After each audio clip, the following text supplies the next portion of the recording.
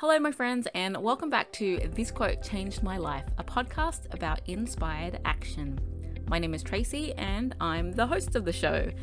I'm also a wellness coach who is obsessed with mindfulness and mindset and pizza, and I'm coming to you from Sydney, Australia. Thank you so much for joining me back here for another episode of This Quote.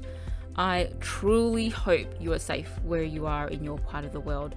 I know a lot of you are listening from America, the UK, Canada, Italy, and even India. So I am sending you a lot of support wherever you are during this weird time of coronavirus. I know a lot of podcasts are talking about COVID-19. And while I mention it here because it's what we're all experiencing, I actually do want to keep this a COVID-free podcast. I'm not here to talk about science or politics, and you're not here for it either. So let's get stuck into this week's quote that has changed my life. The quote is, "You've got to be a beginner before you could be anything else."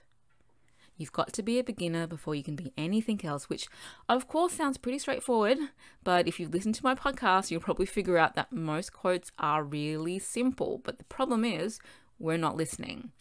We're not really taking to heart what the message is, which is okay.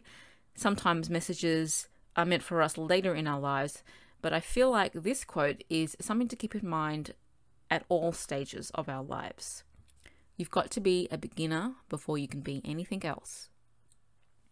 And I see this now when I look at my kids learning a new skill, but I think most of us still think that things should come easier to us because that's just how we want it to go.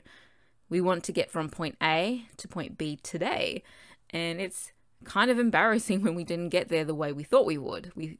We actually needed to look at point A1 and then point A2 and A3 to 25 before we could even reach point B. I think this has a lot to do with how spoiled we are with technologies these days.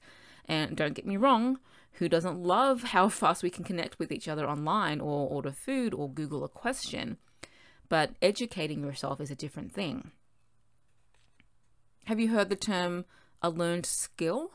Well, that's what we really should be pairing the term beginner with. I'm a beginner, and this task will be a learned skill. Now, I won't go into the fine mechanics of what learning is, but here's what I want you to remember and what you could probably teach your kids or anyone going through some learning growing pains. Learning is a process. You need to keep your mind open to the fact that you will never know everything, but you will know enough to keep going to the next stage if you keep absorbing and expanding along with it. No one is ever born 100% ready to go. Perfection at the beginning, nowhere to go, already at the highest peak of all humanity. I mean, how boring and kind of weird would that be? Developing new skills is what humans do daily. Even when we're not aware, we're experiencing new things all the time. We get good at new things over time too.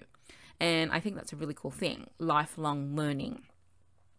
It confirms to me that our brains are never ending. We have the capacity to grow and build and figure stuff out if we let ourselves sit in that beginner seat and learn from other people's experiences. I absolutely love saying that I'm a lifelong learner.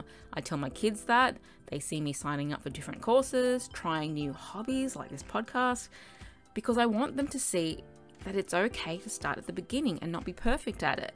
I think it's refreshing to see someone put in the hard work right from the start, ask those questions, search for answers, be a student in all sense of the word, and not be ashamed to not know an answer, but keep going anyway.